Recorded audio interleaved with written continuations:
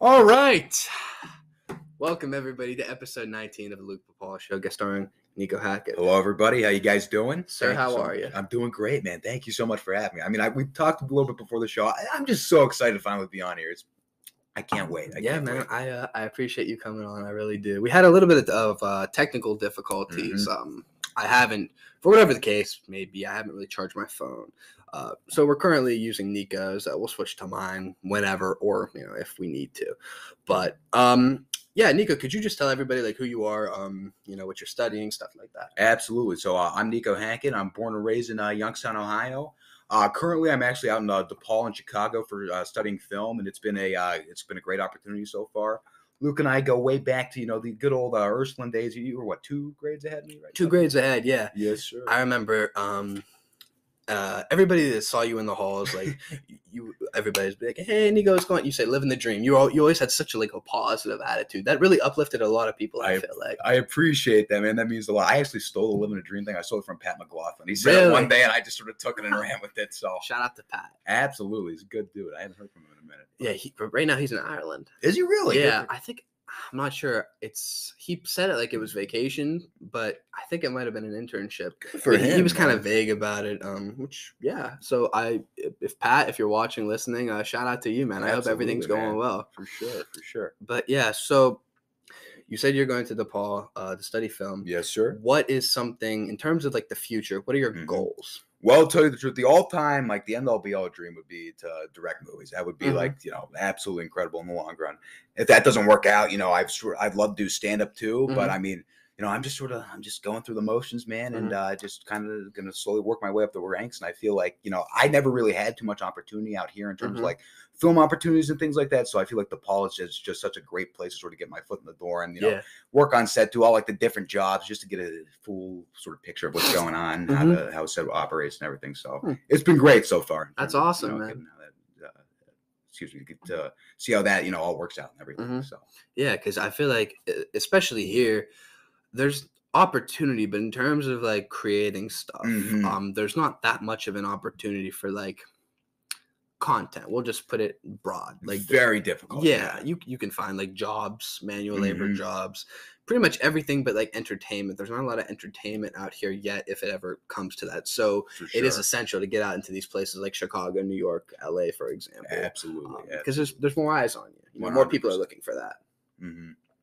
So I want to talk about briefly your stand-up career. Yes, sir. I saw a snippet about a week and a half, 2 weeks ago, 30-second snippet of you doing stand-up, and you said that was the first time you've ever. So technically, it was the first time. So I'll start back at the beginning, how I even got the opportunity to go up on stage and everything like that. So let's see, it was the end of winter quarter. We had to choose class for the upcoming year, and I got an email in my inbox saying there's a stand-up comedy class.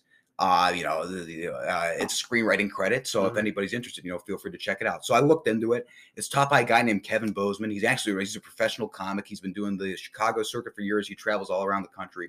Great guy. And I was just like, oh my gosh, I'm all in. Because it was pretty much learning the fundamentals of stand-up and then performing it. And so I thought that was right up my alley. It's always something I kind of wanted to do. So I ended up going with it. And it was an absolutely incredible experience. So it was 10 weeks long.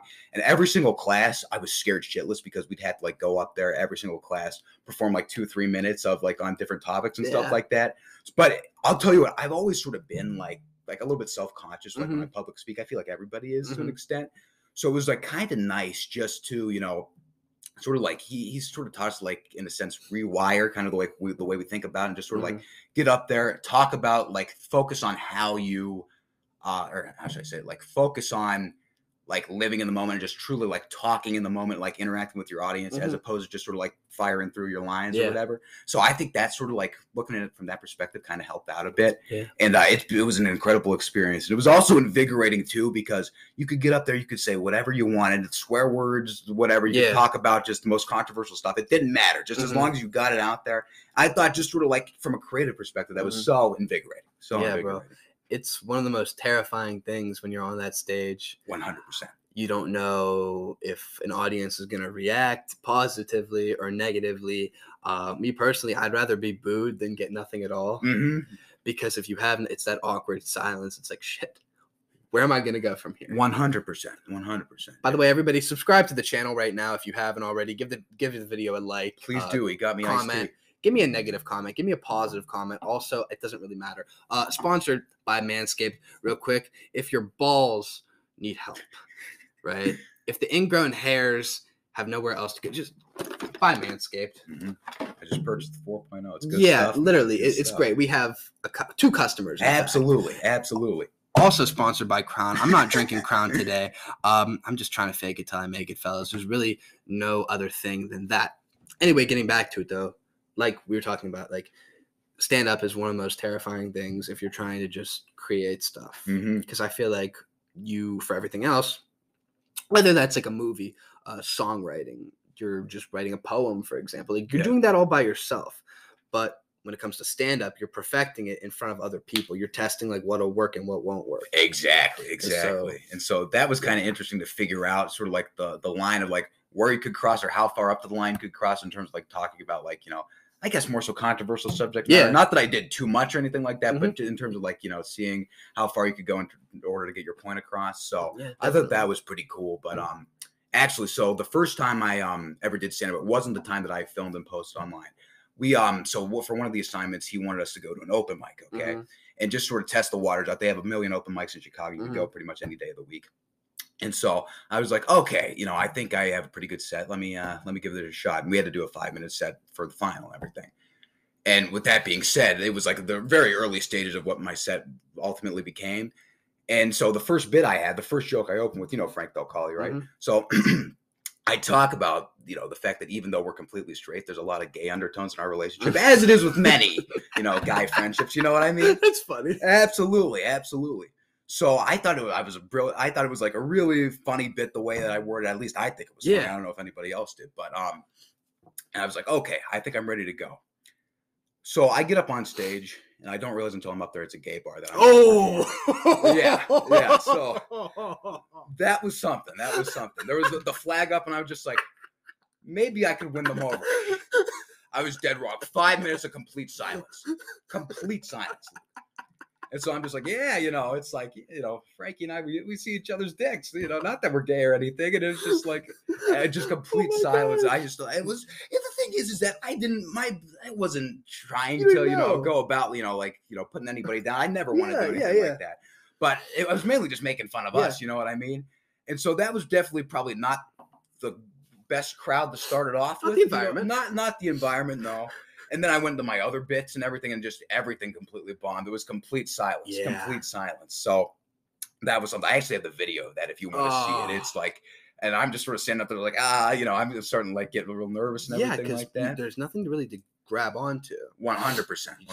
Have the mic, then you have like nervous twitches that some people could have. Like you said, habits. Start scratching your neck, for example. Start stuttering. Yeah. Start, just whatever.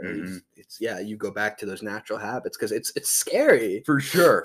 But it got to the point where I was just like, okay, you know what? I can't win them over, but I'm just going to try to, finish out my set. So it worked out pretty good for the most part and everything. And everybody was super nice afterwards. So I just think it was probably not the best joke to open up with in terms of that. But it's all right. As you progress and stuff, you learn your environments. For sure, man. For sure. And, by the time, the actual final rolled around, which is at Zany's Comedy Club, it's a pretty, from my understanding, pretty prominent comedy club in Chicago. That was where, we both classes got to, perform and everything. And I think it worked really well there because Frankie and Aiden Murphy, they actually came to town to help me move out. I saw that. So they were in the crowd. And I just think the fact that, like, I talked to him in the audience, it helped. Like, if he wasn't there, I think the joke wouldn't have been it wouldn't have worked as well as it did. Really? In that final environment. Yeah. Like, it worked really well because we were just sort of feeding off the awkwardness of the situation, And, I was really fortunate that it worked out because I was like, that was the one I was so nervous about not working. So it worked out pretty good. And then I told a joke about my grandma dying and, I heard that. Yeah, man. Yeah, that was, but it was an incredible experience. And everybody I met in the class, like we were all like, I was like the only freshman in the class. And so it was like kind of awkward because I really didn't know anybody. And DePaul's a relatively small school and everything. But by the time that, it was ended, it was over or whatever, I mean, we were all really close and everything. So it was just great to, get to know everybody. Like people from like grad students all the way down to like freshmen like me. I mean, it was great. It was great. Yeah. That's awesome. Absolutely. So in terms of like your comedy career, if you want to call it that, where do you see it going? Tell you the truth, it's honestly something like I've always like been interested in comedy. Yeah. It's kind of something I've always wanted to pursue on the side. Film is probably like the number one thing I want to do. But I mean, I love comedy so much. Yeah. It's great. And, if I get the opportunity, to get out to like more open mics and, get to go to more clubs and perform, I mean, I'd love to do that. But I don't necessarily have too many big plans to, pursue that as a career full time or anything. I'd love to do stuff on the side, but film's probably my number one baby in terms of that. Dude, that's awesome. Dude, thank you so much. I appreciate that. I was actually inspired by you, to tell you the truth. Like, are you serious? No, I'm being dead serious. Like, you started the show, and then I saw you doing like stand up and stuff like that. I was just like, oh my god, I got to do this with this guy one of these days. I mean, it's seriously. So I mean, the fact that you did it, and I saw the picture of you with like the Youngstown Comedy Club sign or whatever. Where was it? You said it was the Youngstown Shriners Club. Shriners Club. Yeah. So the fact that you did that just really inspired me. I was like, okay, well, if he could do it, I could do it. So. I appreciate that. No that means a lot, man. No, and you're like such an outgoing dude and whatever. So I mean, it was so cool to see, you get on stage and everything for sure. I appreciate it. You killed it. I will say I appreciate that. I did not kill it when I did it. But I just want to keep doing it, get better. There's not like a lot of places around here that you could do it. I'm not trying to make excuses or whatever. But for me to like consistently do it, I have to go like Pittsburgh and Cleveland, which I will do. Yeah. 100%. But I thought for your first time and like officially your first time, you killed it, man. You got a lot of laughs. That means a lot, man. Yeah. I thought I was gonna get none, judging by how the open mic went and everything. Yeah. So it was. I was very forced. It also helped out too because a lot of my relatives were in the crowd. So I mean, I was just like, please, just fake laugh if it doesn't work out. But for the most part, they were just like, nah, we did a good job. So I was just like, okay, I'm glad to hear it. Yeah. So. You always hear comics like. I hear Joe Rogan specifically talk about this. Well, comics, like starting out, they'll have a friend or somebody that they pay off to go in the crowd if it's like an open mic where people don't really know them and just purposely laugh because laughter is infectious. Yeah. Even if the joke sucks, even if the bit in the set is awful, they just have somebody out there just like laughing hysterically and hoping that it'll catch on. Apparently, sometimes it happens, sometimes it doesn't work out, which I don't know. I've never been in that situation before, but I feel like that would kind of help. And like you said earlier, if you have somebody that you could just like focus on, something like you're really close with a friend, a family member, whatever, that kind of like helps you, makes you feel like you're not alone. 100%. And it was, I don't know about you the first time you did it, but like the nerves beforehand are unreal.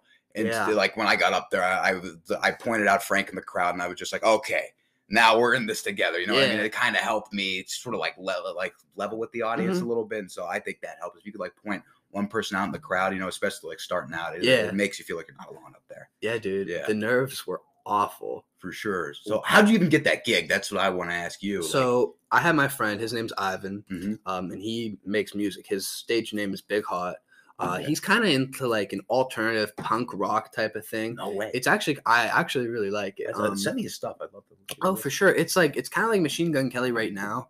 But there, in terms of that, there's not anybody other than Machine Gun Kelly that's kind of like, kind of reminds me of like those, not old songs, but like from 2000 to 2010, like that era, that last era of like rock / like pop kind of combined. You don't really get that anymore. No, not at all. It's like songs that you would hear at like bowling alleys, like those, that's like you see the music videos and stuff like that. Those are like some of the best songs from like that rock era, if you could even call it that, that they just don't get played a lot anymore. So I feel like that's kind of something that he does. He used to rap, but now he's more into that like alternative rock, punk rock type of thing. It's pretty sweet. I don't even know what the genre that you would call it, but like anyway, pop punk kind of thing? Yeah, like Blink-182 and yeah. Okay, you could say that, I guess. But anyway, so I had him on, and I've been friends with him forever. We did Cub Scouts together, and he was telling me about this concert that he wanted to put together for local artists. And the goal wasn't even to be profitable. It was just to get everybody as much exposure as possible. And I mentioned him that I would love to do it. So a couple weeks later, he approached me and he said, "What do you think?" And I said, "Shit, let's do it." Yeah, man. I was uncomfortable. I'm not going to lie. I had a lot of nerves, and it's like this thing. Okay, the weeks are counting down. Oh my gosh, we have 6 days. Holy shit, it's tonight. It's like that. So it's about, and I had bits and stuff prepared. I changed them from time to time. I didn't want to be like too controversial with it, if that makes sense. But right. enough where like people would laugh. Yeah, for sure. So that whole day was pretty nerve-wracking. What I ended up doing was had a dinner with my family. It was a birthday party for, I believe it was my cousin. Okay. At I don't know where, it was like a suka. So, and that whole dinner, I left early, and that whole dinner I was like there for 45 minutes, and I couldn't focus. I was like zoned out. I was like in another dimension. I couldn't match everybody else's energy because I was nerve-wracked. It was nerve-wracking. Yeah. So I did what anybody else would do, and I said, you know what, let's channel this nervous energy. And I got like 3 bangs, and I didn't chug them, but I drank them all. Yeah. And by the time it was time for me to go up, because I opened for the whole event, I didn't feel a thing. I was like numb to, like, you'd think that would like heighten everything, but I just felt mellow. So I was like, okay, let's do this. And the first thing I did, whatever, I got a couple of laughs, went into the second thing. Okay, so mind you, this was in a banquet hall, and everybody was kind of like standing up. Yeah. And for whatever reason, they were like a little bit further from the stage than I would have liked, which was fine. Right. And then I was doing this bit, and in my head, okay, comedy is subjective, right? Right. There's no clear path that you can follow. And my whole thing was, okay, so girls often get away with posting like pictures of like their ass, for example, on Instagram, and like you don't even see their face, if that makes sense, right? I get that, One of those things, which, okay, I'm not judging anybody for that, just making it clear. And they get a lot of attention, right? They get a lot of likes. People often flock to their pages, follow them, whatever. It's a good attention getter. Once again, not bashing anybody today. But I said, as men, what do we have? We don't have any body part like that. We don't have any attention getter for social media. Abs, maybe, but we don't have a part that's just like, not like the ass where it's about to get like a like, you know what I mean? Right. I mean, guys don't go walking around in thongs. Some do. Some are homeless too. It just depends. It depends. Absolutely. Yeah. So I was like, okay, let me just think about this. Okay, here we go. As I'm writing it gosh, it might have been 2 a.m. 2 nights before. It was relatively soon when I did all this, but I was like, okay, if I just pull my pants down on stage to the point where I have just my underwear and I pretend like I'm taking pictures of my ass, for Instagram, and I make like these weird noises, that's hilarious in my head. I'm thinking, if I just compare it to that and say, oh, we don't have anything like that, and then do it, people are going to laugh. Yeah. So I'm getting into it, right? I kind of stumbled a little bit, and then I pull my pants down.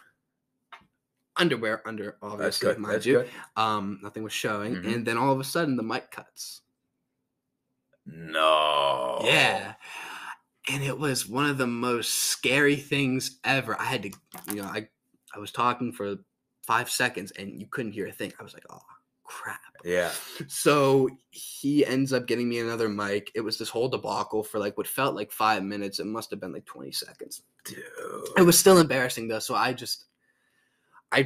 picked up all the pieces, or I tried to, and it was just dead silent. Oh man, right at the punchline too. That's too bad. And I'm not saying, I don't think I got a lot of laughs. But it was my first time, so whatever. I was just glad to get it over with. So after that, I picked up the pieces, and it was kind of like one of those get out of the building type things. I ended with something else, and then I passed it on to him. But yeah, I'm glad I did it. I'm glad I got the first one out of the way. Seriously, man. And the fact that you did it too, regardless if you did good or bad, the fact that you did it, you proved to yourself that you could actually do it. You know what I mean?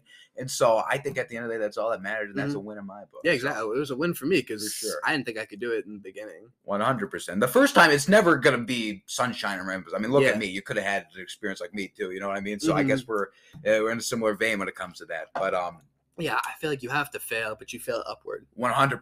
100%. There's always a learning experience involved in that, I feel like. And I feel like you have to know your audience too. Like for that, it was people like from, I would like to say from like 16 to 17, 18. It was all like, and then there were parents and stuff like that too. I don't know. I feel like for like references, right? Like I wanted to make like a Bill Cosby or not Bill Cosby. It was OJ. OJ, okay. I wanted to make an OJ reference, and when I do all this stuff, I try and test it out around people first. Mm-hmm. That's the key. Friends, family, I want to know honestly, and if I butcher it when I tell them, I butcher it. But it's practice. Yeah. And so I'm telling my brothers and a couple other people their age relatively. My one brother is 19, the middle brother, and then the youngest brother is 15. Mm-hmm. And I tried to tell this OJ joke, and they didn't even know who OJ Simpson was. Yeah. So it's like, and some people our age do, but some people don't for whatever the reason. You know, they're not up to date on like pop culture and history. Right. And it was like, maybe I don't tell that in front of the 17 and 18-year-olds. Mm-hmm. So it's all about knowing your audience too, I feel like. 100%. I guess, I probably should have known with the gay pride flag up there that it probably wasn't the best place to tell that joke, even though it wasn't anything malicious. Mm-hmm. But, you're right. It's a matter of knowing your audience. Yeah. And it definitely makes a big difference at the end of the day. For sure. And, like, you don't want to – the goal is never to hurt anybody's feelings. Yeah, 100%. That's never, like, the intention. It's kind of like comedy. I feel like regardless of – who you're making fun of, or not even that you're making fun of, but the topics that you're talking about, it's all about bringing people together at the end of the day. It's all about laughing at ourselves. I mean, sure, there's stuff that like is overkill, you know what I mean? But like at the end of the day, I feel like you could, if there's a way you could word something that you can honestly make anything funny, and you can make, something awful to turn into something kind of funny. You could kind of make a silver lining out of it that way, Yeah. So just like you said, bringing people together. 100%. And I feel like you could say anything to get a laugh. Like I feel like for me anyway, I try to write stuff and come up with stuff that would make me laugh. Mm-hmm. So a lot of the times it's just like dark stuff. Yeah, me too. Yeah. I love dark humor. That's like the only thing that'll really like make me laugh. Like one-liners, it depends. Yeah. Some people are clever with it. Some people, and I'm not saying like you don't have to be dirty or you have to be dirty. It just depends really. You could be clean and still be hilarious. It just depends. But like typical one-liners that you'll get. I don't know. I just feel like that comes off as more corny to me. Me too. And same thing with like if people tell fake stories or whatever. Yeah. Like I feel like it makes something so much funnier if you don't even say that it's fake or just it's obvious that it's like not fake. You know what I mean? Yeah. Like I feel like it just makes it so much more. If there's an authenticity there, it makes the joke it carries the joke so much better as opposed to 100%. Yeah, I agree because then you don't have to remember. Oh, what did I write? What did I say that I did here? If you just live it, you're literally living it again on the stage. 100%. That's why I love Joey Diaz. Yeah. But anyway, I'm sorry. No, it brings me back to my next question that I had for you, mentally prepared here. Yeah. What is like the craziest story that you have, either high school or college, involving really anything? Like your craziest story that you can recall. That's a good question. There was okay, so prom night and like the after parties after baccalaureate all kind of like blend together, and I don't know if I would necessarily like want to name any names because I don't know if people would be too thrilled about that. So like, but I could probably just have to name drop. So I can tell you after the whole like break and everything like that. But I would how long is it going to be? Because we have about 7 minutes. 7 minutes. I could cut it right now, and then we could do another one. Because we might as well just in case. I don't think it would go the full blown 7 minutes, but just you might want to cut it here. I don't want to ruin the story. No, I get that. All right, fellas, we'll be right back. It's gonna win a word in here from our sponsors and pay me money for my show. What's going on, everyone? I'm so glad you're listening to or watching the show. But before I let you go, I have one question for you. Do you want to support me? And no, honey, I'm not talking about emotional support. I'm talking about supporting the Luke Pipala show. How can I do this, you may ask? Well, lucky for you, I have the answer. In the description section of the show and under each episode, you'll find a link that says support this podcast. What you're going to do is you're going to click on that link. From there, you'll be able to become an official supporter of the Luke Pipala show for as little as 99 cents a month. That's right. Can you afford that $10 Starbucks coffee that you get 5 times a week? Yeah, I thought so. Then you can afford to support me for 99 cents a month. Can you afford the 20 packs of cigarettes that you buy multiple times a week? Yeah, I thought so. Then you can afford to support me for as little as 99 cents a month. Can you afford those 12 packs of condoms that you purchase multiple times a month to either use for your partner or practice putting on yourself? Yeah, I thought so. Then you can afford to support me for as little as 99 cents a month. So what are you waiting for? Become an official supporter. It'll be much more fulfilling than the 3 things that I just mentioned. Thank you and enjoy the rest of the show. We're back! Please pay me money. It's a 99-cent subscription. It's really not a lot.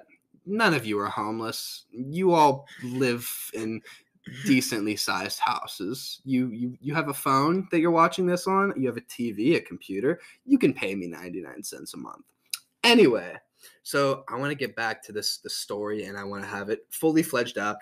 You don't need the name drop, just as in detail as possible. Okay, sounds good. So there's a couple stories in terms of like the last couple big parties of high school. Okay, so there was a prom, then I think it was like after baccalaureate, and then one was after actual graduation commencement. Okay, and I guess the first time at prom, I was the DD. And I'm not really a big drinker in the first place, to tell you the truth. I never really drank that much in high school or anything like that. So I was the DD the night of prom or whatever. And, you know, a bunch of people came up to me at the party like, hey, you know, we've been, you know, we had a little bit too much to drink. Is there any chance you could drive me home? I'm like, okay, sounds good. Well, by the time the night was over, there were probably about 8, 9 guys in my car, okay? And I have a very small Buick Encore, okay? So one buddy, How many seats does it have? It's got 5. So, I mean, there were dudes sitting on top of each other. One of our good friends, his torso was in the front seat and his ass was in the back seat as he was giving me directions, completely wrong directions, mind you, to his house. Zabbers. Absolutely. I was making sharp left turns, right turns every time. He was like, no, you're going the right way, wrong way, whatever. So, and I mean, everybody was screaming in the back, shouting they're going to puke or whatever. I was like, oh, God, no, just get me home, please. You were the only sober person? I was the only... No, me and Dylan Pep. Me and Dylan Pep were the only sober guys there. So, but it was an interesting time. Oh my gosh. So yeah, so that happened, and then what else happened? The thing is that a lot of it was like a blur in terms of like which nights were happened when. You know what I mean? Because it's such a monumental thing when you graduate from high school. 100%. It's all grouped together. Absolutely. The next time we slept over a buddy of ours' house, okay? And on the way home, he just kept like making like, oh, like I was just like, oh no. And Dylan Pep was driving, okay? Oh boy. And Dylan was freaking out. He was just like, I swear to God, if you puke in my car, that's it. And so the guy in the back that we were driving with, he was just like, oh, he kept doing it. He's like, I don't think I'm going to make it home. Oh my gosh. And the guy that was puking, that was the house that we were sleeping over. Oh, jeez. And so, or that felt like he was going through. So we get out of the car. And he lays down in the basement, okay? And he's just laying there, and he's like, Niko, get me a trash bag. Oh, I'm just like, oh, no, what's going down, man? And so I go upstairs. It's like 3 o'clock in the morning. I turn the entire kitchen upside down. His parents probably woke up from that. I finally find the trash bags, okay? I run downstairs, okay? And all of a sudden, he's just like, bring me the trash bag now. And I'm just sort of standing there like in shock like this. I have a big smile on my face, okay? And he just goes, whoa, and I'm just standing there just like in shock, still like not doing anything. And another buddy of ours that was there, he was just like, Niko, give him the bag now, quick. And I just sort of standing there like this, and I wasn't doing anything. And he was just still puking everywhere. I mean, he painted the entire basement purple. And the other buddy that was sitting on the side, he was just like, aim for the bag. Like, it's not like you could hear him amidst having a human catastrophe like that. You know what I mean? So anyway, after that whole debacle was over, we had to throw like a bunch of couch cushions out and everything like that. And that still is one of the most infamous like high school like stories of mine. That was insane. My God. Yeah. Wow. Yeah. That was something. And then another buddy of ours actually, I think this was the night after baccalaureate. There was some after party going on or whatever, and the cops got called. We were at a party in Liberty, okay? And a good friend of ours, he's cousins with the cop. And he didn't realize it at first. And he had a little bit to drink, and so he didn't realize it at first, but the cops were asking for him, even though it wasn't his house. And so he was scared shitless. He didn't know what was going on. And so he went upstairs or whatever. And pretty much the cops, they were just like, listen, you know, we just got a noise complaint. There's a lot more important things we got to do tonight. Yeah. Just like, you guys just keep it down. And it was just like, okay, yeah, I could do that for you. I kind of named his name, but it's all good. It is what it is. And so he goes back downstairs And everybody's just like waiting to see what's going on. Like it was all quiet. There was no music playing anymore, nothing like that. Right. And Aiden goes downstairs and he's what Aiden's way as could be, you know what I mean? Yeah. And he just shouts, "Fuck 12, ACH." I made them leave. And everybody cheered. No. It was absolute. It was epic. I've never seen anything like that. The party, everybody erupted in the party. But nobody heard him? Like the cops didn't hear? Oh, the cops left. Yeah, the cops left. And so he was just like, I made them leave. And he was just like, oh my God. What a clown. Absolutely hysterical. Absolutely hysterical. Oh my. Yeah. Going back to the second story you told when your friend threw up all over the basement. Yeah. What does that smell like? You know, in the moment, it didn't really smell like much because it was mainly just like alcohol puke, I guess. So like you just pretty much smell that, alcohol or something like that. So it wasn't anything like, it's not like he ate like a steak buffet or anything like that beforehand. But it was that was an interesting night. And we had to throw the couch cushions out on the deck or whatever because like, what are you gonna do? Oh my. Yeah, it's not like we could call the cleaners right there. And he's just like in the middle of it, he was just like, we're gonna have to call the landlord. And 3 a.m. too. There's not a lot that you can get at 3 a.m. No, absolutely. Yeah, bro. Baccalaureate. That was my downfall. That was your downfall? That was the first time I ever drank. I see. If anybody doesn't know, baccalaureate for Ursuline High School where we went, the graduation is a big deal for everybody, but especially at Ursuline, there's a lot of tradition. So first you have the awards day. That's when the first time you wear your cap and gown. Everybody sits on the floor. Not floor, oh my gosh. But like there's chairs on the floor and stuff like that. The whole school's there. Parents come too. Second time you wear the cap and gown is baccalaureate. That's the graduation mass. And then finally you have graduation, which is that Sunday. Last time you're in the cap and gown. So after baccalaureate, my senior year, which was 2019, the last year before the world ended. Yeah. It was interesting, man. We had pretty much the whole senior class, maybe a couple of people from like lower grades. They went to Luigi Rohrba's house. Oh, geez. And that was where the after party was. Gotcha. Shout out to Luigi. He's a security guard at the casino. Is he really now? Where the Hollywood game right there? Yeah. Okay, nice. And I think he still plays football too. Anyway, so that was there. And I don't know if you know about this alcohol called Tito's, vodka, Tito, whatever. I'm familiar. Okay, so I, Tito's and I, we met that night. We met. And, I just wanted to see, because I was going to sleep over my friend's house anyway. I just wanted to see how much I could take. Mm-hmm. I wanted to test my tolerance. Because I've had beers before. I'm not a heavy drinker, but I've never been drunk. I just wanted to see what was possible. Yeah. Testing my tolerance. So my tolerance was tested. I had 2 beers and 8 shots of Tito's, and I was complaining because I couldn't feel anything. And mind you, this was in a short amount of time, and I had a lot of food. Okay? Right. So I was like, why can't I feel anything? So I kept going, and I think I had 14. And I as I realized I had 14, I was like, oh, I'm fucked up. Yeah. I'm very much drunk. I remember everything. It was a fun experience because it was like the last time all of the class was together, and it was cool. So it was myself and 4 friends, maybe 5, and we had all gone to my one friend's house, which, mind you, he wasn't at the after party because he was something with his girlfriend at the time. I'm not really sure, but I remember we got there to his house, and you get out of the car, and I finally understood the meaning of the term shit-faced drunk because I was like, oh, shit, I don't want his mom and his dad to know that I'm drunk. But the way it is we went in through the garage, and then you're in the like the family room. Yeah. They're watching TV. And so you're standing right there, you say hello, and then as soon as you walk through, you turn around, and that's the basement. It's like, pivot. The door's right there to go down. That's where we slept. And working up to it, I was like, shit, I don't want her to know I'm drunk. But in reality, my face was kind of like that, whatever. Like shit. And I tried to make it seem like I wasn't drunk, but it just didn't look like it. It's one of those things that you can't control your facial expression at that time. She knew. Yeah. She knew. Absolutely. So I fell asleep on the floor with everything on that I had. And then I had a dream. And in the dream, I was peeing, like standing up, just like this, right in the middle of his basement, just letting it flow for like 40 seconds, mind you. This was a good piss in my dream. I wake up, and I'm on the couch. Oh. Fell asleep on the floor, but okay. Yeah. And I had a blanket on me. Okay. I take the blanket off. Oh, my shorts are gone.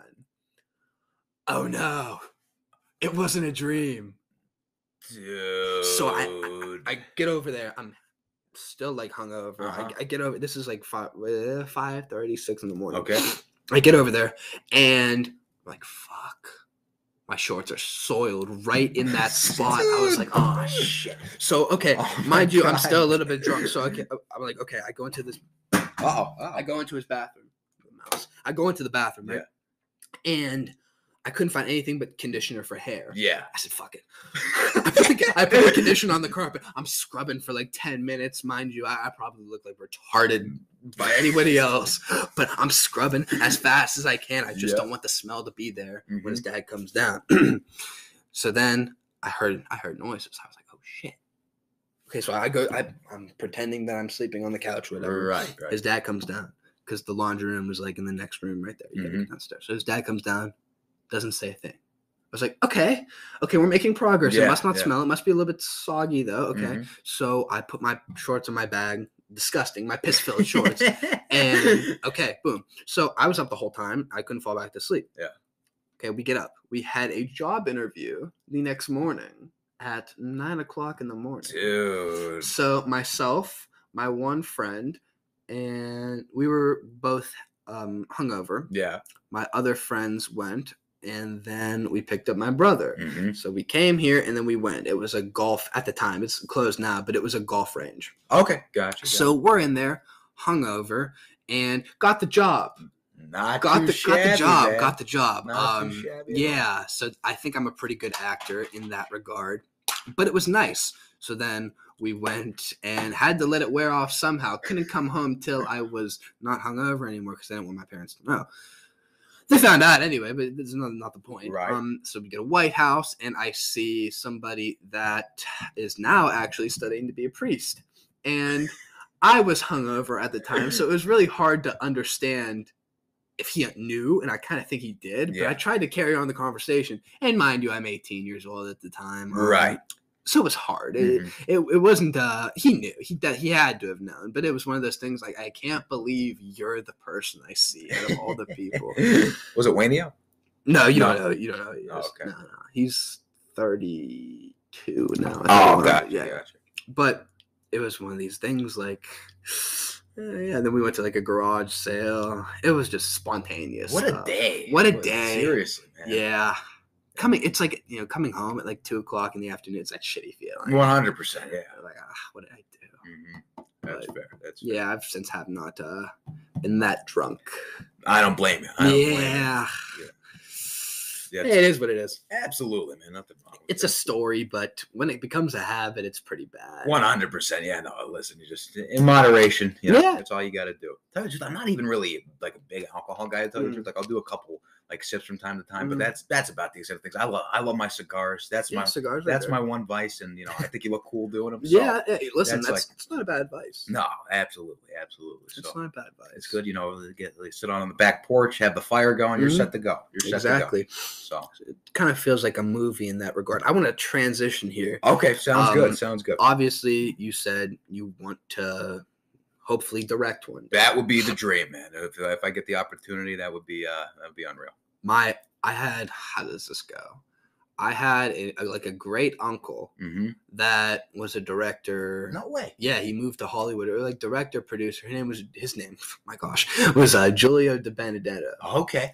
And he directed a couple of shows and produced a couple. It's not a lot, but he's on IMDb. But anyway, I want to transition this. I've always been fascinated with movies and stuff like that. I feel like when COVID hit, I started watching like anything that interested me because you have a lot of time off. Right. And I wanted to get your kind of opinion. What's your top You want to say top 10 or top 5? Top 10, top 5. Yeah, let me pull up. As a matter of fact, Go ahead. I got it on the list. Oh, never mind. It's over there. Anyway, I could shoot. Anyway, Okay.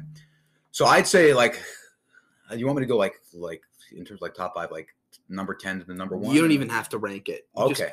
You just put them in there. Sounds good. So I'm a big fan of like Martin Scorsese movies, like crime movies and stuff like that. So like Goodfellas, Casino, Taxi Driver is my absolute favorite. I don't know. Have you seen Taxi Driver? I have not. No. That's really good. It's completely different from any of his other things. It's not like mob related or anything like that. It's about like this broken guy who feels like he needs to take it upon himself to express his views through vigilantism and stuff like that. So he pretty much just, how should I say it? He goes.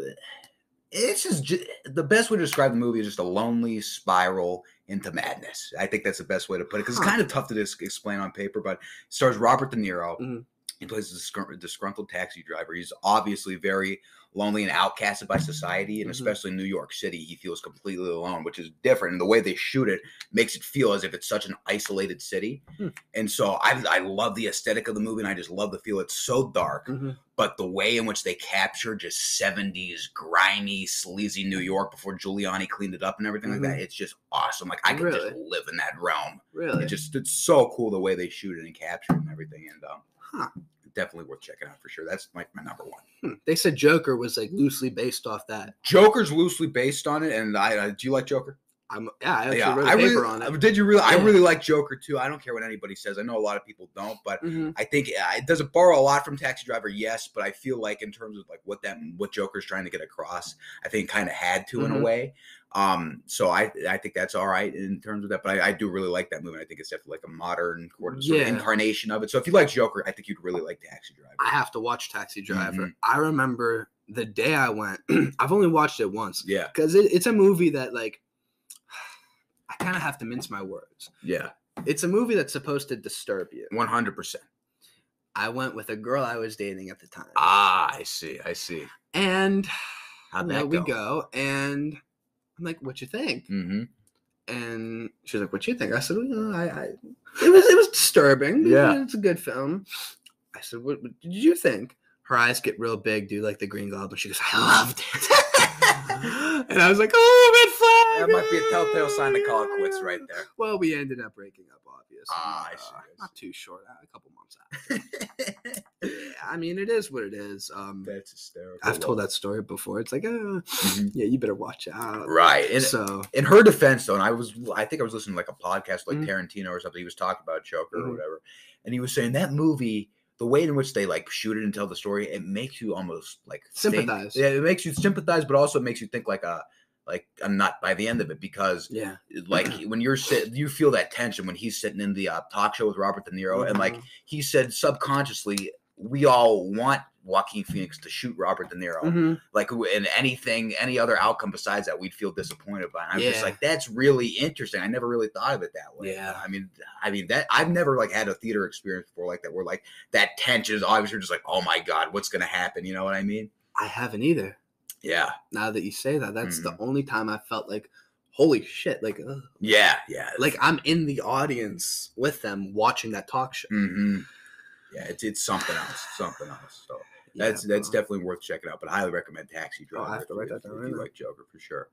Like Goodfellas, obviously, as a matter of fact, that inspired the thumbnail for today's show. Yeah. So that's a classic. I think everybody's talked about it till they're blue in the face. But another Scorsese movie, great music. I just love the Italian atmosphere and everything. Rest in peace to Ray Liotta. Absolutely. How about that, man? Like recently, like Norm, Ray Liotta, a bunch of different guys. I mean, we've been losing them left and right. My gosh, Betty White. Although she obviously very old, she was 99. Right. But like still, the fact that she actually, nobody thought that.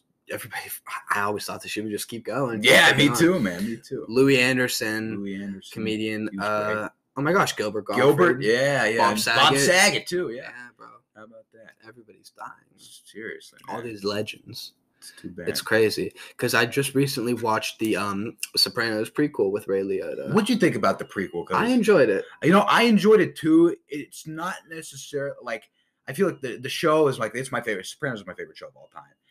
Yeah, it might be mine too. Yeah, it's so good. And I still need to finish Breaking Bad. I'm like on the first season still, but I do need to do that. I know it's like it's been on. It's just I got busy with school and I was just like, okay, I got to go back and start from the beginning if I'm going to. You want to talk about tension and anxiety that something will give you. That show brought me all the tension, all the anxiety because. You'll see. Obviously, Walter, he's living this life where nobody knows at first, and then he's hiding it from his wife. I'm not going to spoil it, but it's so good. That's awesome. Anyway, I don't want to deviate from this conversation. No, you're cool. Okay, so you said Taxi Driver. Taxi Driver. Now, one, I don't know if you've ever seen it. It's called Heat. It's with Al Pacino and Robert De Niro, and I think I haven't seen it. Arguably both their best performances. Really? Hands down.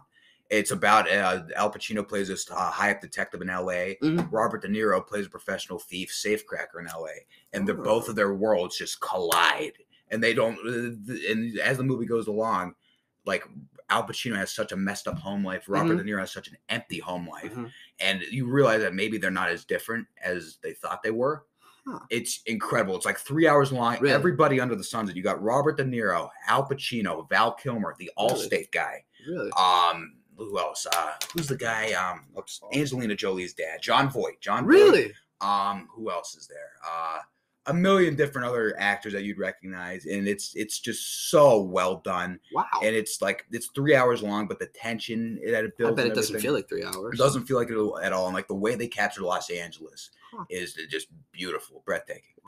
And it's got some of the most invigorating like heist scenes ever. Because like Michael Mann, the director, he's such a stickler. So he's primarily a crime director. He's such a stickler for being like technically correct in terms of like how like guns operate or how like the equipment that thieves use to make sure, and that's very prominent in his first movie, Thief with James Caan. That's another great crime movie. But yeah, it's so well done. Actually, speaking of that, let's segue into Thief, because Thief is one of my favorites. James Caan, let me tell you something about James Caan, Luke. Does not get the recognition that he deserves. He is just a complete and total badass. He's an icon. 100%. And the fact that he wasn't in as many movies as a lot of these other guys is a shame, because I feel like he is equally as good, if not better, than a lot of them. And the Thief is probably my favorite performance of his. It takes place in Chicago. He's also a professional thief, and he breaks into a lot of safes. And I'm butchering the plot of it, but anyway, he mainly his character, his name's Frank. He's looking for a way in order to get out of the crime world, in order to start a new life and find the missing piece of the puzzle, which is having a family, living the American dream. Well, the mob doesn't want him to do that. The people that he's involved with, so they go after him. Oh my! It's insane. And it came out in 1981. They did a 35 millimeter print of it when I was out in Chicago. And it takes place in Chicago. Really? So we saw it in theaters. And the way that they light the movie, it's like neon drenched Chicago, and it's got the Tangerine Dream score. So they're the guys who did like the GTA 5 score and everything.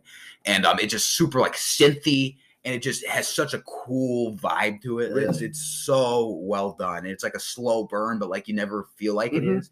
And it's got some of the most just incredible shots I've seen, which is such a really just solid character arc for such a broken character.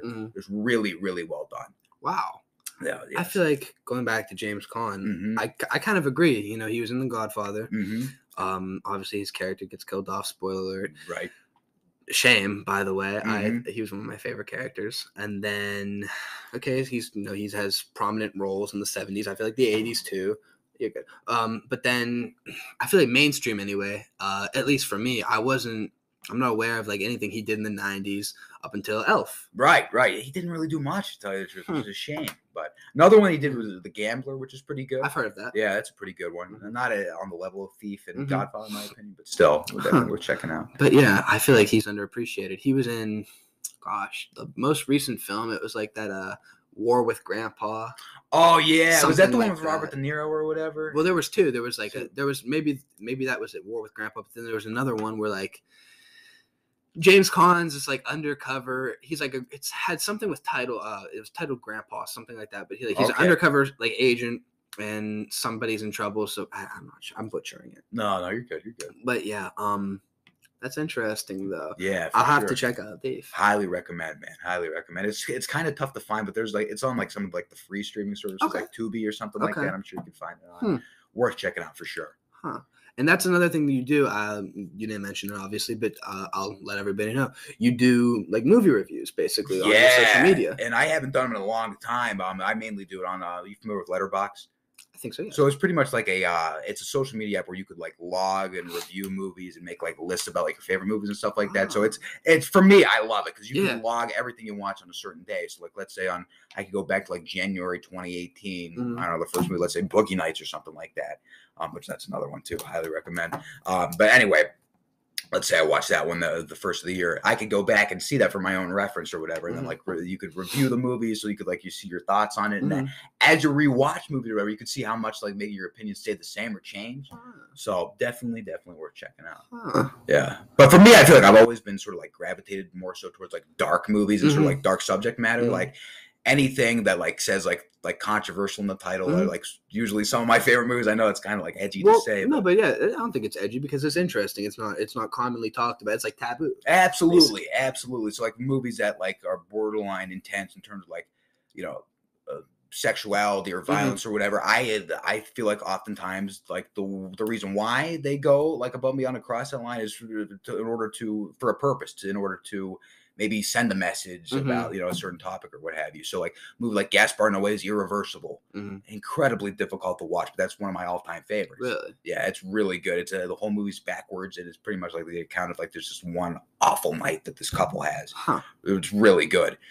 There's that one in The House That Jack Built that came out a couple years ago. It stars Matt Dillon in it, and he plays a serial killer. Really? And sort of it's pretty long. It's like 2.5 hours, but it shows like 5 of his random killings throughout his time being a killer or whatever, and it breaks in like the philosophy and the psyche of it, and it's all kind of like an allegory for the director and his. He feels that like the director himself of the movie felt so unfulfilled with his career that he sort of like it was like an extension of himself through. Oh, wow. Yeah, like through the character. So I thought that was incredibly well done. Wow. I feel like in terms of art, I don't know. I feel like movies now, you look at something like The Godfather or any of the movies that you mentioned before, a little bit longer. I feel like nowadays we as people don't have the attention span for those long movies. No, absolutely not. And also, it's kind of like watered down. Martin Scorsese he famously said that Marvel movies or superhero movies remind him of theme parks, essentially. I feel like there's truth to that, where like nowadays people are just looking for all the money, and they'll kind of like exploit like superheroes and stuff like that in that genre, which I'm a big fan of superhero movies. Don't get me wrong. Me too. But there's something about like a movie that you could tell that like that's art. You know what I mean? It's 100%. It's not cheapened. There's not a lot of movies like now that I can think of off the top of my head recently that I can think of as art. Or if you do find them, it's like the independent movies 100%. that they get shown at the film festivals first. And then, you know, if they're well received, then they get put up in commercial. Everybody will see them. Right. And you know, usually the independents, that's more so the ones that I really love. But I do like superhero movies. Don't get me wrong, but I feel like people sort of blew out of proportion Scorsese's comments a lot. Because I mean, all he was saying is that, you know, that's not the type of cinema that he grew up with. You know what I mean? And like, there's nothing wrong with Marvel movies, but at the end of the day, I feel like there's not necessarily a whole lot of variety in terms of the stories you could tell anymore because they what are they on like the 30th MCU movie? And not that there's anything wrong with it. I think that I still love them. I still really enjoy them. But, you know, I feel like, you know, I understand what he means because like a lot of movies like that aren't necessarily blockbuster focused, like you feel like there's like sort of a message behind it, but like you feel like you kind of get like a little slice of life out of them that you might not get with like something like Star Wars or something like that. So I think both of them could coexist, honestly, because there's a time and a place for both of them. Like sometimes I like to sit back, relax, watch Die Hard, watch the, you know, Empire Strikes Back or something like that. But I also, the movies that I love the most are the ones where like I feel like I just like it's like an experience by the end of it. Like I'm just like, holy shit.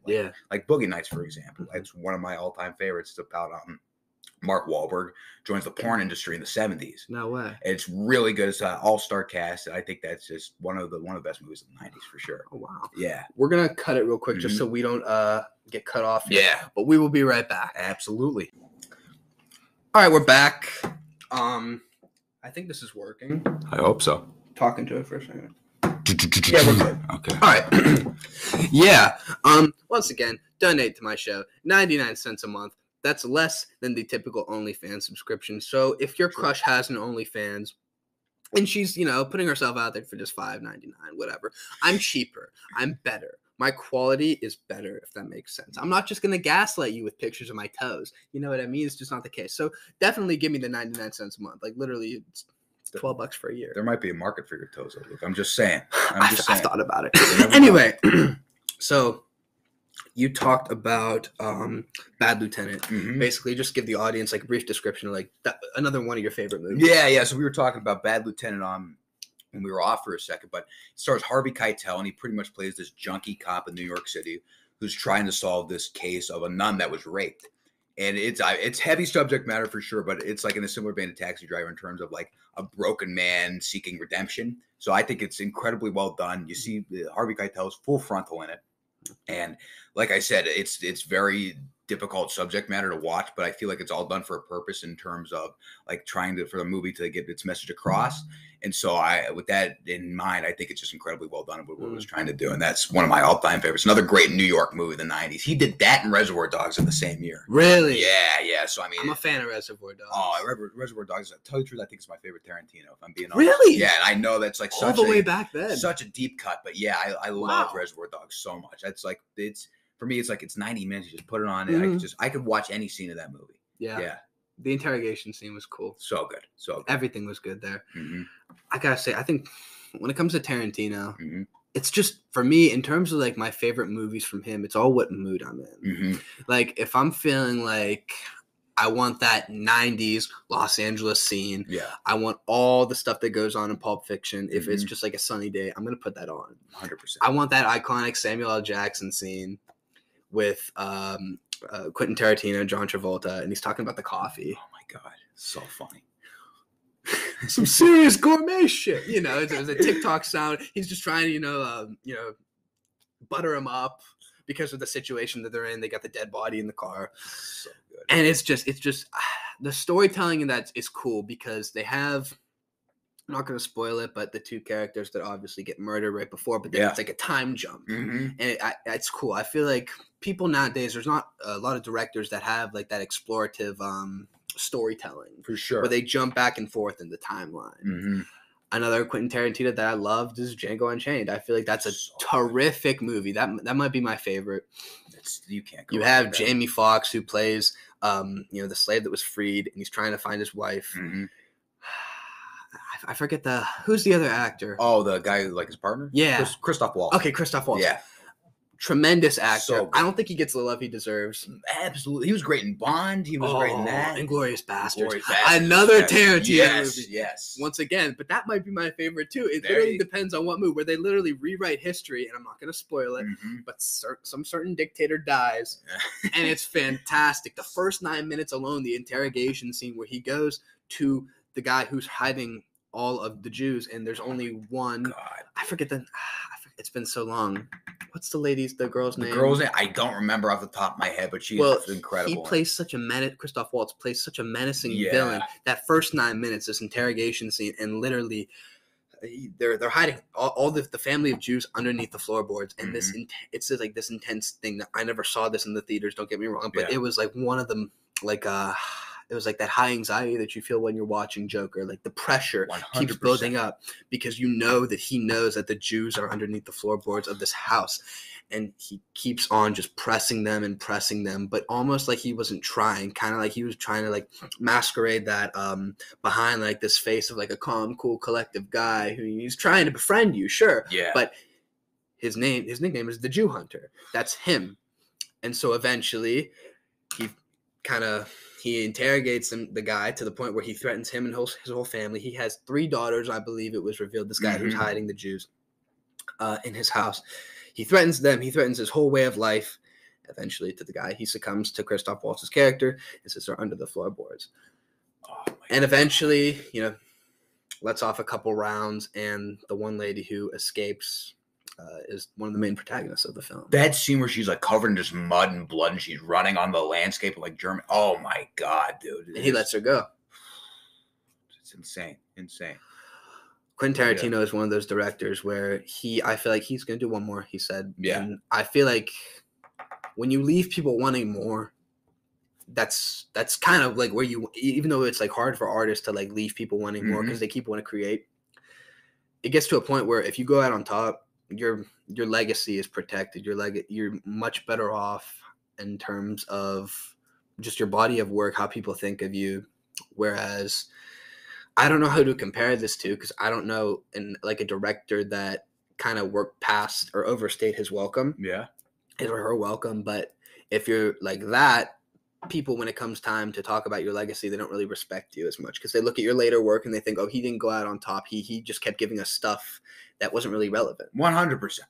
I mean, if you stick it to 10 movies and they're good movies, and I think you got a pretty good chance of having a great legacy. But let's say you've made 50 movies, you have a higher percentage of making something that might be a dud or might not be as critically acclaimed as you wanted it to be. So I think that Tarantino's definitely going the right route. Yeah, especially because I think he's one of the best modern filmmakers. Of our time. I agree. So. There's always gonna be a killing spree. 100%. There's always gonna be a lot of action. Then you can't go wrong with that. Yeah, you can't go wrong with that at all. Once Upon a Time in Hollywood was another good one. I saw that one. That was the first Quentin Tarantino movie I ever saw in theaters. Was it mine? I think Hateful Eight was the first one I saw. That's another one. That's another good one. That might not be my favorite. Me neither. In terms of being able to tell a story, for the most part, inside one log cabin. Works out pretty good, I think. Yeah, for sure. There's a couple scenes outside and stuff like that, but for the most part, I just think it was brilliant. And the fact that it kept me so engaged.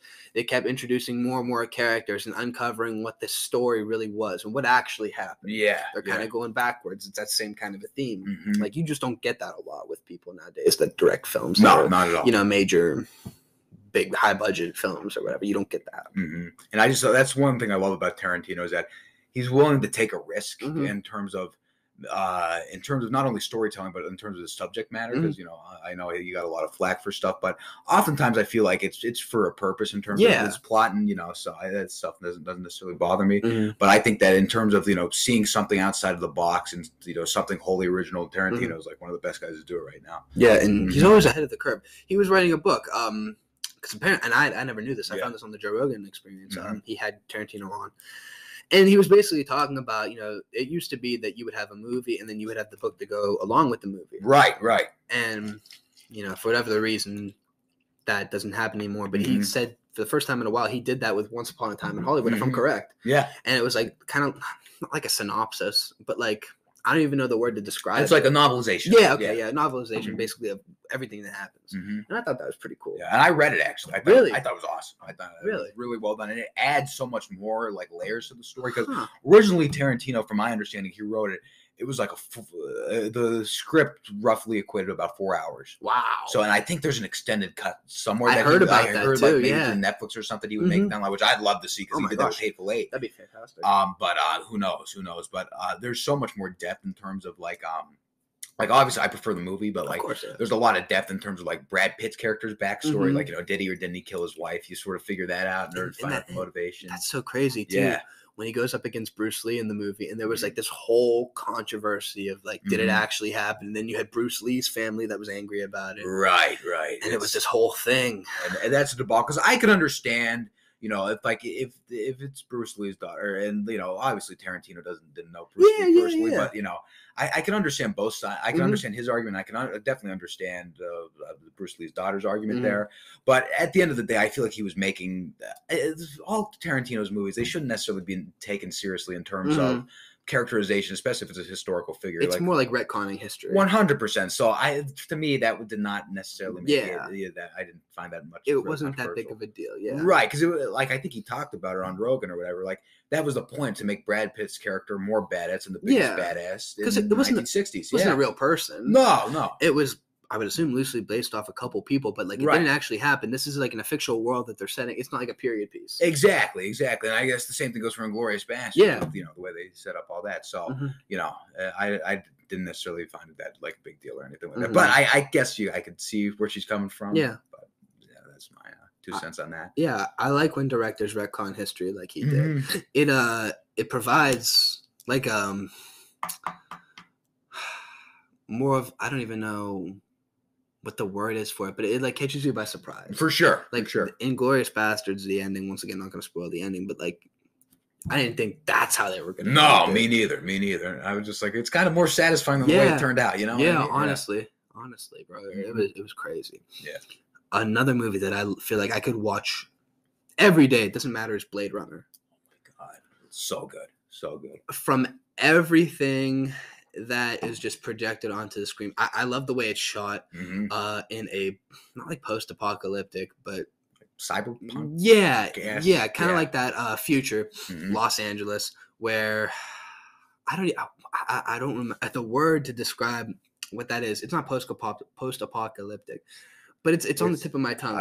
I know, I know the word, and I can't think of it either. Oh my gosh, not cyberpunk. No, it's not something future. It's anyway. But basically, what you have is you have people that are leaving the planet Earth to go on to the colonies that are on their off-world, basically. And you have two species of people, basically. You have the human beings, which, okay, whatever, and then you have the replicants. And the replicants look just like the human beings, but they only, in Blade Runner, the original Blade Runner, they only live 4 years. Right. And it's this problem where they were like slaves on these colonies off-world, but then a couple of them got into the real world, or whatever's left of the real world. And so you have Harrison Ford's character, which I cannot say enough about Harrison Ford as an actor. Like, when you think about true American icons that are actors, you think Harrison Ford, I think Samuel Jackson, Denzel Washington, Tom Cruise. I guess you could say Julie Andrews. Could you say Stallone? I mean, I know he's Stallone, definitely. Schwarzenegger, like people like that. I don't really think that a lot of them are around anymore. No, absolutely. Tom Cruise is really the last big action star, I feel. Could you say Dwayne Johnson? Yeah, you know what? Yeah, you could definitely say Dwayne Johnson for sure. But you can't. I can't. Maybe Mark Wahlberg. Maybe. Okay, yeah, we could do Mark Wahlberg. But there's not a lot. There's not a lot. I can't think of any. No, for sure. But like, just the way it's shot. Oh, and the soundtrack. Oh my god. The synthesizer. I can't talk. No, you're the synthesizer. The C80 synthesizer that they used, it provides such a futuristic feel. Even today, it feels so futuristic. I just listened to the soundtrack a couple of days ago. Me too. It's great. Evangelist? I don't know how you say it. He just died. Really? Yeah. Oh my gosh. But it's so good in the message that it tells, obviously, and stuff like that. I love the ending. I love how they portray the replicant at the end. I forget the guy's Roy. Okay, yeah. They portray him as like he has all these human traits. It's a real emotional ending. I really enjoyed it. The rain and everything. Oh my gosh. Yeah. It's perfect because like Roy's pursuing Harrison Ford's character, and then all of a sudden, you see the hand twitching. What did he stick like a spike or something? I don't spike through his hand or something like that, so he wouldn't like feel, or so it wouldn't spread. I'm not too sure how or what that was supposed to mean. But I could go on and just watch that again and again and again and again. I just love the way that it feels. Me too. And the first time I watched it, to tell you the truth, I wasn't that big of a fan of it because I was under the impression it was going to be like kind of like just an 80s action adventure movie. And it's not that at all. It's so much more deeper than that. And so I watched it again. And it's like it's one of my all-time favorites. And then Harrison Ford, the love interest, Rachel, she's a replicant and he falls in love with her. And it's this crazy thing where like they can't be together. Oh, right. Oh, and did you see the sequel? I think the sequels might be even better. I think so too. Because my man Ryan Gosling. Let me tell you something. If there's anybody I have a man crush on in this world, it's Ryan Gosling. He's 100%. So good. I was surprised on how much screen time he got compared to Harrison Ford. Me too. Only in the second or third act that he comes in. Honestly, like the last hour. Yeah, I'd say yeah. It's like 3 hours. Yeah, it's about 3 hours. Yeah, and apparently it underperformed the box office too, which I thought was surprising. And that's too bad because I think it's one of the best sci-fi movies come out in the past decade. Oh my gosh. It might be the best. That and Interstellar are like the two of the past decade. Interstellar is a good one. Yeah. But I feel like visuals, God, nothing completes with Blade Runner 2049. 100%. I think it has a great score. Yeah. And I just love the story because like Ryan Gosling's character. Well, first of all, Ryan Gosling is an actor that, a lot of people think he comes across as empty or wooden, but I think that there's so much nuance through the way he portrays him. Like, have you seen Drive? Yes. Oh my gosh. And there's so much depth to his character, even though there's not a whole lot to work with on paper. He has to show you a lot of emotion. Right. But I feel like that could represent the fact that he's so numb to all the stuff that he's had to do until that point. Absolutely. So I think a similar thing comes around in Blade Runner then because he's a replicant and he's just trying to find his place or maybe trying to find meaning in life. Same thing, but he's killing other replicants. Absolutely. So it's kind of like an interesting dichotomy and a catch-22 there. For sure. Yeah, bro. Also what they had was the promotion. So they had 3 shorts. Yeah. And I enjoyed those too. I feel like if more people if the marketing and the advertising was better, if they maybe put a little bit more money into that, then people like us that didn't grow up watching this movie would have been an audience that they could have capitalized on more. So I would say for sure. Yeah, so it's a shame because I think it's incredible. I love it. It's a fantastic movie, and the twist at the end too. Not going to spoil it, of course, but the twist at the end is crazy. Heartbreaking. You never saw it because you actually thought that I don't want to spoil it, but you actually thought that Ryan Gosling was the son, and it's not. I thought it was crazy, and he thought it too. Right, but like in the end, this is how I look at it. Even though it's a sad ending, are we going to just spoil it? Screw it. Okay, spoiler for Blade Runner 2049. Check it out. It's a great movie. Anyway, Ryan Gosling, when he dies at the end, even though he didn't turn out to be Harrison Ford's son, like the way the look on his face, and that's what I like about it. He's such an expressive actor in terms of getting like that across. And he did that with First Man too when he played Neil Armstrong. But like you could tell that he's just still fulfilled because he finally found meaning and purpose in his life, and so he died. Happy in that regard. So I thought that was kind of fascinating. And by not showing a lot of emotion in the movie, you're able, like, how do I say, like the facial expression he gives at the end, it just shows how at peace he is with everything. 100%. I just think everybody did a terrific job. There is not a one dull moment in that movie. And it's slow, but like it never feels boring to me. You know what I mean? Like it's kind of hypnotic. Had a good cast too. Dave Bautista, Jared Leto. I'm trying to think of who. Ana de Armas. She's awesome. Yeah. I guess she's going to be in some new like Marilyn Monroe movie. Yeah, like NC-17. Looks interesting. So that's an underrated cast, I will say. Yeah, for sure. It was cool. It was a great movie. Another movie, I mentioned Julie Andrews earlier, The Sound of Music. You can't go wrong. I love that movie. Oh my gosh. You ever watch it with have you ever met Louis Del Colle's dad? Yeah. Dude, watch it. It's like one of his favorite movies. You got to watch it with him. It's an experience. It's an absolute experience. He's all about it. He's all about it. Such a good movie. That's a top 10 movie for me. Because like, how could you not be in love with the plot? You have a nun. Oh, I don't know who's here. All right, we're back. We were kind of rudely interrupted by the Terminex guy. The gate was unlocked for him, and he didn't see that. But whatever, it is what it is. So, getting back to it, we were talking about Blade Runner a little bit, and to be honest, I forget where we left off. We were talking about, I think the ending where we were talking about like Ryan Gosling and stuff. Yeah. Terrific actor. 100%. Another movie that may be in my top 10. Nightcrawler with Jake Gyllenhaal. Nightcrawler's really good. That, and I was just thinking, for whatever reason, I associated with Drive. Just the landscape that both movies are set in. It's LA in like 2011 to like 2014, that kind of time period. Just terrific in terms of this guy wants to. How did it even go? He wanted to get in with this news company. He wanted to be, just advance. Right. He hired somebody on who eventually, spoiler, died. I forget that guy's name too. He's the taxi driver. Riz. God damn it! It's gonna haunt you. Riz something. All right. Yeah. Well, anyway, he's a funny. He's a good actor. He has like funny qualities about him too. Usually in all the characters he portrays. But wow. What a film. That's one of those films where, like, it's not entirely predicated on, like, you knowing what happens. It's one of those things. So, like, some of those movies, sometimes for me anyway, it's kind of hard to go back and watch because you already know what happens. Yeah, for sure.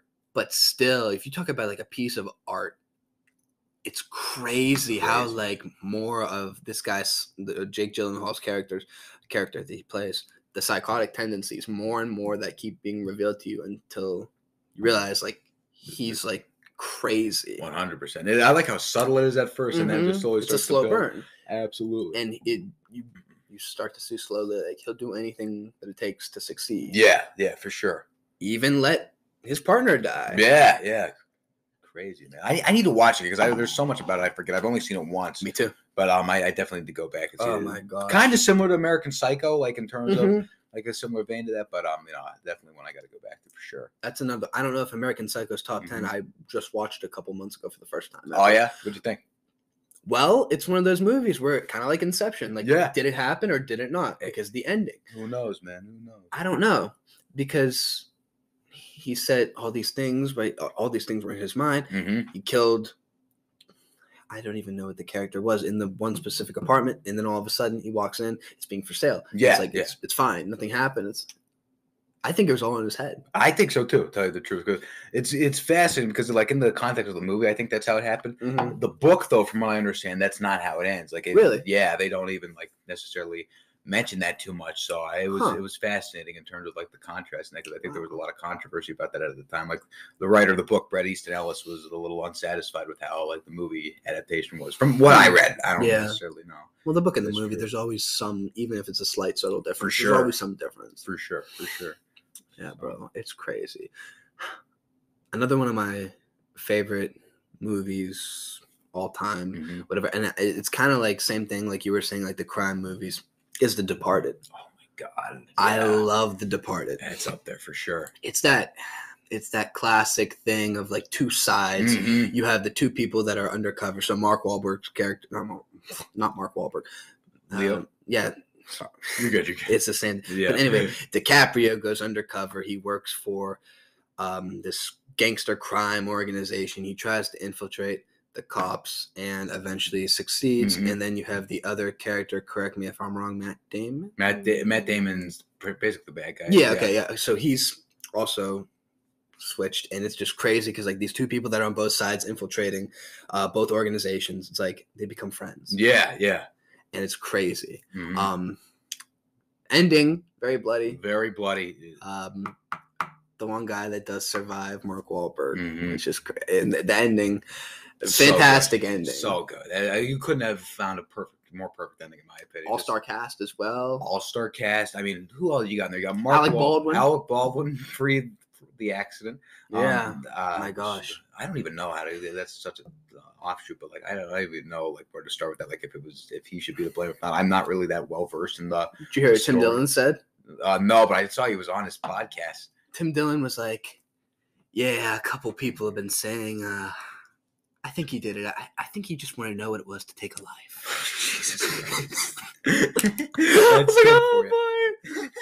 We'll talk about the comedians. He's, for me, and I know we talked about this before, but I want to get to this again. Tim is my favorite. Tim, he's up there for me too, man. I'd say probably out of modern comedians, he's definitely my favorite for sure. Sam Kinnison's probably my favorite classic. Really? Yeah, I love this. I haven't watched any of his specials, but I listened to, because it was on the Joe Rogan Experience. He played a YouTube clip of it the last time, because he was a preacher, and the last speech that he gave when he was a preacher, whatever. Passionate, like this guy, blood, sweat, and tears. He's pouring everything into this. Like, right hand to God. Like, you could tell, like this guy was really into it. And then 4 years later, he's selling out arenas. Insane. Like, I wonder how you could from that life to that life. I don't get it. What do you think switched him? Well, from my understanding, Joe talked about it on the podcast. I guess Sam as a kid got hit by a car, and like the head trauma from that caused, like I guess from according to his brother, like was such a different person that like I don't know if that had something to do with that, just sort of like causing that switch to become a performer. But like I don't know. That's a good question. I feel like oftentimes maybe if you're raised heavily in like a faith like that, I think what was he, Baptist or something like that? I feel like maybe you might have evangelical. You might have the urge to like see what the outside world really is. Yeah. So I feel like maybe that had something to do with it. Maybe it felt like there was a lack of fulfillment or something like that. I don't know, but he probably talked about it somewhere. I have to watch one of his specials or all of them. Oh my gosh. He's looked at as one of the greatest comedians to ever live. Roseanne Barr, same thing. Got hit by a car, and apparently she was never the same. Right. So I've never really seen any of her stand-up. Neither have I. Anything like that. So. Once again, it's stuff Joe Rogan talks about. Exactly. So. But it's crazy, bro. I also wanted to dive deep into a topic that I've been thinking about a lot. Yeah. So basically, comedy movies, right? The golden era for comedy movies to me, mid-90s to about 2015, 2014. That's fair. That's the period where because like the 80s, there was a lot of cookie cutter stuff. You know what I mean? They went by the book. They didn't really go edgy.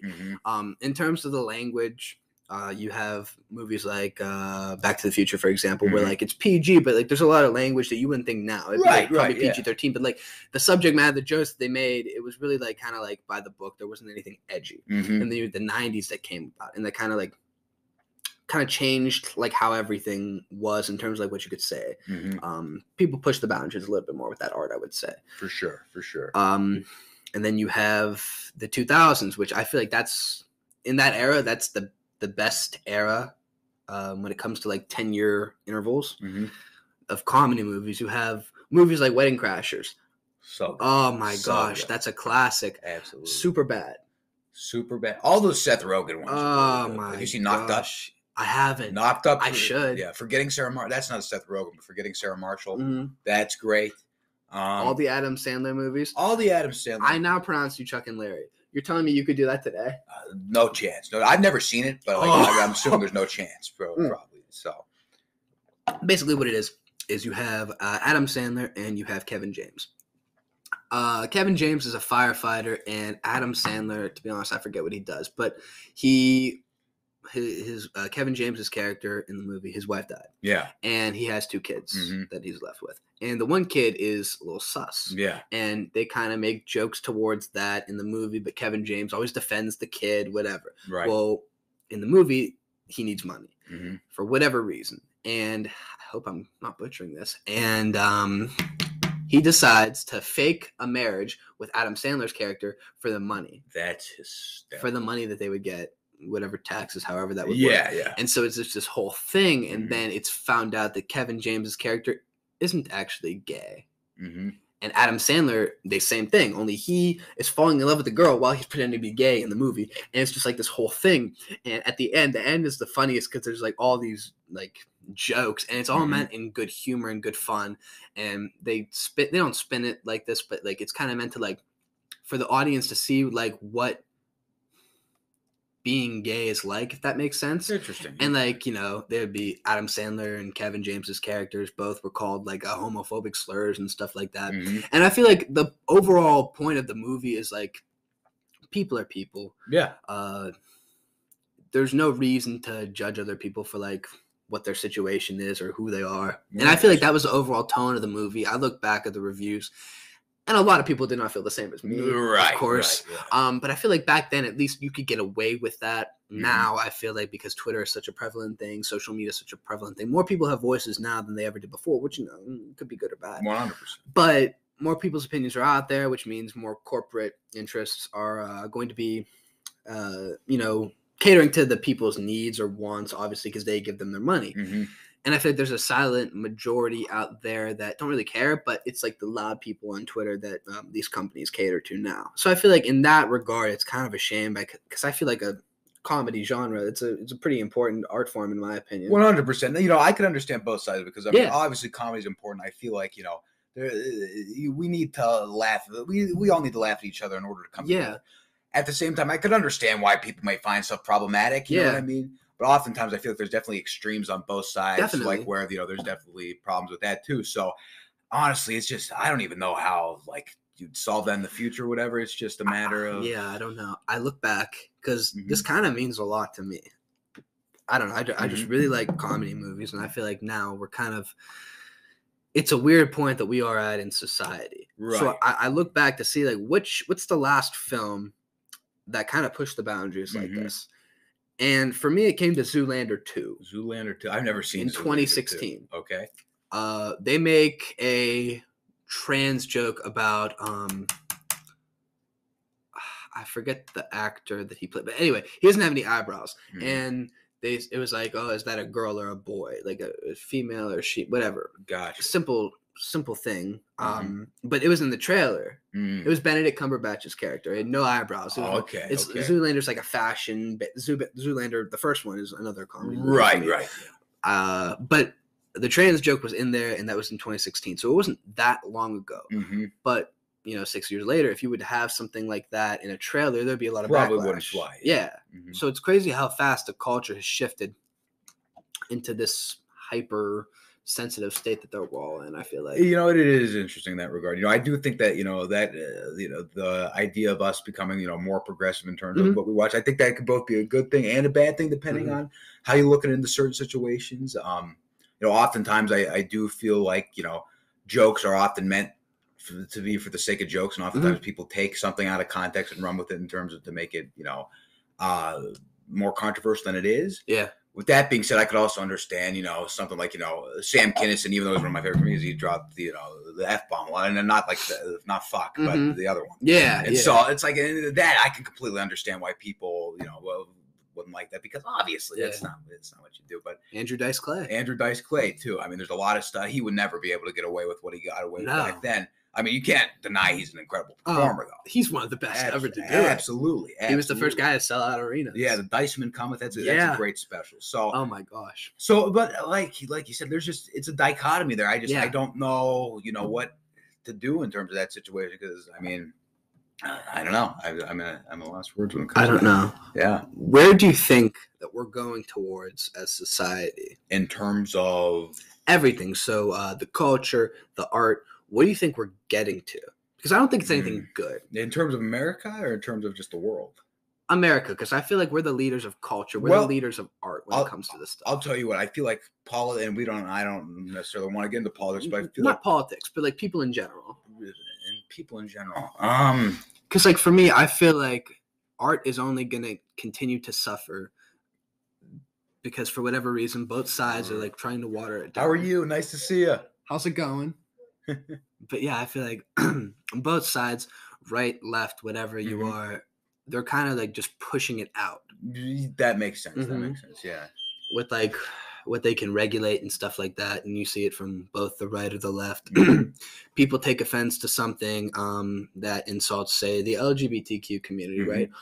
But on the other side, people take offense to something that'll insult like Christianity, and they want to regulate it. Yeah, exactly. So it's tough because we're at the point now, and I don't necessarily know if this answers your question, but in terms of like politics and stuff like that, like we're at a point now where like you can't sit down and have a simple conversation with somebody with views that disagree with you. It doesn't matter which side you're talking to or arguing against. It's just the way it is. I feel like we're so steadfast, like the American culture in terms of politics. We're so steadfast in the way we think and that we came up that we can't necessarily sway our opinions either way. So at the same time, it's a shame that we can't do it, but at the same time, it's just like, well, at least you know where you stand and you just don't talk about politics. Yeah, so it's exactly. It's crazy because people, I feel like they used to unite over, as the door opens for like the fifth time. People used to unite over the things that we're talking about right now. Art. They used to bond over things like movies, music, performance, comedy, stuff like that. It used to unite people, whereas now people focus more on their differences. And I think that's a shame because, I mean, I feel like we have become so – I feel like we've become so isolated and selfish in terms of just like the way that, the climate's going, whether that be political or whatnot. I feel like – I don't know. We just need to sit back, relax, and just learn to smell the roses and just take it easy and accept each other for who we are, regardless of what we believe, what we do. Because let's say, it's like I have a lot of friends that I disagree with politically, and I have a lot of friends that I agree with politically. But that doesn't mean that you're a bad person. Either way, at the end of the day, it just means that you have a different view, and God damn it, that's okay. Exactly. That's okay. I feel like once you look at it, you take yourself out of like the team thing. Right.